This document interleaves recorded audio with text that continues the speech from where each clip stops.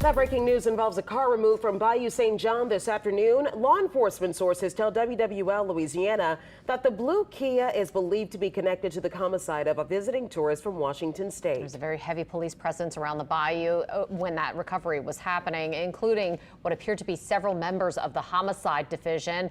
Our sources could not tell us, how the car is connected, but we do hope to learn more about the investigation as they continue on.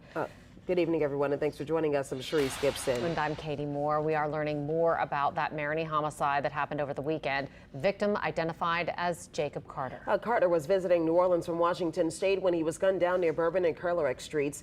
Lily Cummings visited that scene today and joining us now in studio with the latest. Lily. Well, Sharice, Carter's family was also there today, but has asked for privacy while they grieve this terrible loss.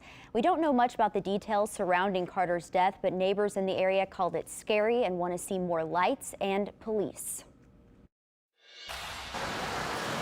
The Marigny can be a busy thoroughfare for folks trekking to the Fringe Quarter. So we may get hundreds, in a night of people walking back and forth.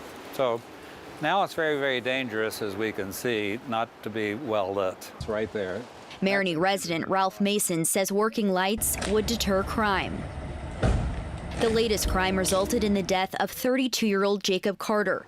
The NOPD says they responded to Bourbon and Curlerick around 1:30 Friday morning. Carter was found shot dead at the scene. Mason says he's called about the broken lights on that corner for years. So we have very bad lighting here, and it's very, very dangerous. After we reached out to the city, a contractor came out.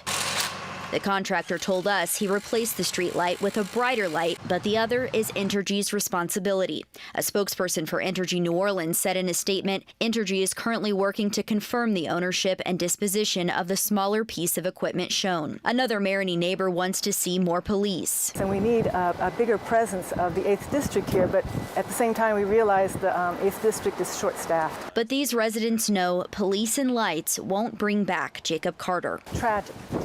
Tragic. Carter was killed while visiting New Orleans with his husband. The two started Howdy Bagel, a small business in Tacoma, Washington, where customers created a vigil to pay their respects. It's just not fair, but he'll live on through us, and we're all better for knowing him and being in his presence. And while the business is closed, a fundraiser to cover the cost of rent and employee wages was created. At last check, that GoFundMe has raised more than $200,000. Marigny neighbors tell me they plan to show their support as well. Katie? That is an incredible outpouring. So thank you for that report, Lily.